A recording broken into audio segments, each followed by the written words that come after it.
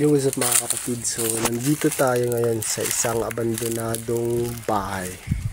Well, nandito tayo dahil gusto kong itry kung makakakita ba ako dito ng isang pugad ng ibon. Nagbabaka sakali lang. Yung mga target natin dito is yung mga turtle dove, yung zebra dove, spotted dove. Yun ang mga ibon yung target natin dito kung makakakita tayo dito.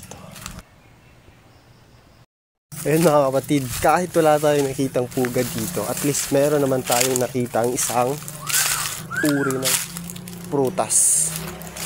Ayan, isang makopa. Daming bunga. Liliit pa nga lang. Sobrang liit. Pero, pagtsatsagaan na, madami pa naman dun sa taas. Makikihati tayo sa mga ibon. Tara, manguha tayo.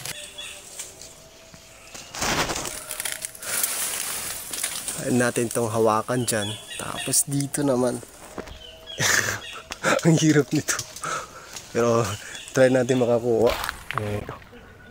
Daming ibon dito, daming kumakain, hindi ko lang maano yun.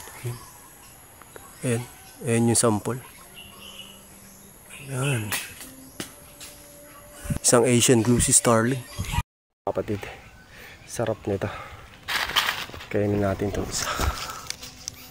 Ito, pinakamalaki. Tapos pinaka maganda yung muka.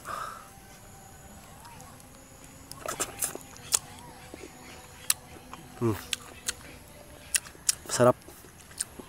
Medyo may pagka maasim-asim ng konti. Mga nasa 5% lang.